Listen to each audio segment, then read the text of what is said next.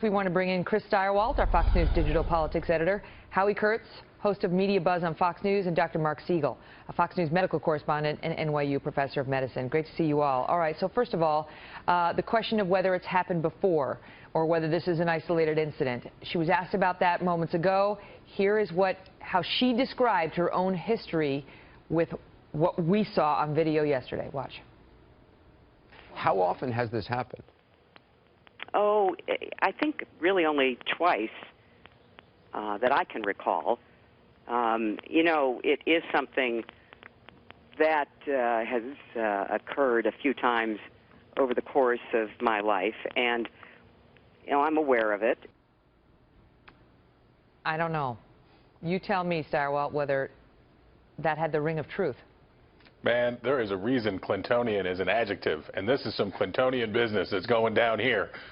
Bill Clinton says, rarely, it's so legalistic, rarely, but on more than one occasion over many, many years, so that it's open enough so that it covers all of the bases. The bases are covered, counselor. There's wiggle room.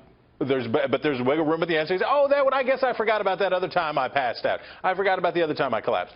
So the Clintons are Clintoning in a full Clinton fashion tonight. Right. And it just raises more questions. It's like, if I ask you, seriously, to the viewers sitting at home, if I say to you, how many times have you fainted in the past 10 years? Would you have to be like, well, it's like, none. I have never fainted in the past 10 years. I have it at the ready.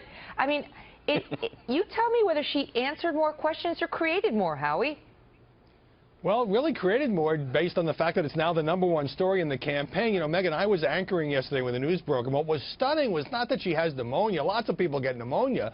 But the realization that Hillary Clinton and her campaign spent days blatantly misleading the press and the public about her health. Now, imagine an alternative universe where on Friday, before the shaky 9/11 video and all that, she'd put out a statement. You know, I've got pneumonia. I'm going to take it easy a few days. It's a grueling campaign out there. People would have felt sympathy for her. Instead, this mishandling is causing more damage than a mere infection. I can defend her on that. I think, okay, you know, you're running for president, you have a grueling schedule, you're tough, you get a diagnosis of pneumonia. Obviously, it wasn't, you know, a catastrophic diagnosis because she did do a lot on Friday. And you think, I don't need to disclose. There's a lot of people get pneumonia. Why do I have to run into, it's not like I got a cancer diagnosis, right? But when she collapsed and tried to get the press pool away from her, Stirewalt, and then they tried to give us a bunch of baloney that she was just overheated, which was not true. That's when people said, there's more here. And if you are a person who is about 2/3 or close to 2/3 of the American electorate says is not honest and trustworthy, if you are that person and you are also a person with a history of health problems, including some serious ones, what is the dadgum only thing that you should never make sure that you ever do? Lie about your health. Don't do it. Big mistake. Although her doctor says she is in excellent health, her doctor says this is pneumonia, and that she said tonight she needs to rest for 5 days and she's going to go back out there. Dr. Siegel, can I ask you about something else in this video? I'm not going to ask you to diagnose Hillary Clinton over the airwaves. I know you can't and you won't. But she did say tonight that she never lost consciousness. And I have to tell you, I'm not a medical professional, but that just doesn't look like it could be real based on this video. I mean, this doesn't look like dizziness. This looks like she went down, like she did lose consciousness, but what are your thoughts? Well, number one, Megan, it is a video, but you're picking up something there, which is there seems to be a loss of muscle tone, and that happens when you're in the process of blacking out. All of these questions are raising more questions. We need to know. You know, she fell and hit her head back in 2012.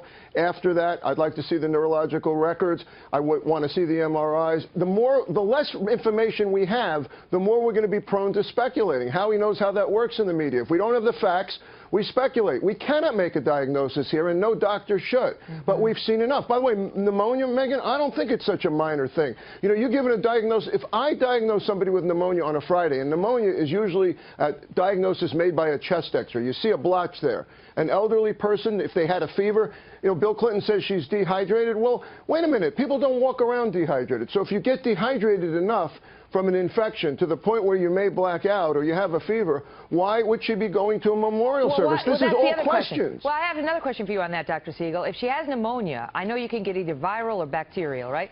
But in either one, should you be at a crowded memorial event? Should you be shaking hands with a bunch of people? Should you be hugging a little girl? Should you be going to visit your daughter with her 2 babies? Absolutely not. And by the way, you can't always tell the difference between viral and bacterial pneumonia.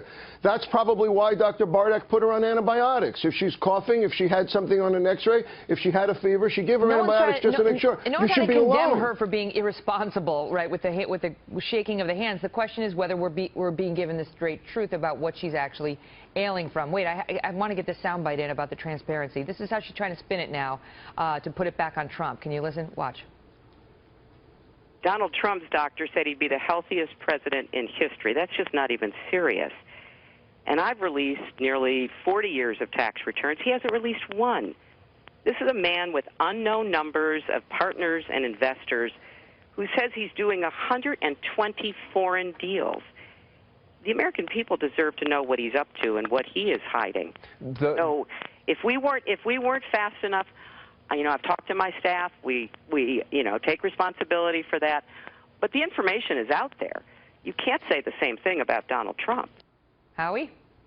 You know, this carries uncomfortable echoes of the email scandal where information had to be dragged out over a period of months. And when a politician is cornered, they try to deflect. So rather than talk more about her own health problems and the fact that, that the campaign was not straight, even on the day that it happened, ditching the press pool, she goes to Donald Trump's tax records. Now, Donald Trump should release his tax records. That's a separate issue. Even Hillary Clinton's liberal allies are having trouble defending her on this one. As we saw in that Axelrod tweet. Great to see you all. Thanks, guys. Thanks, Megan. You bet.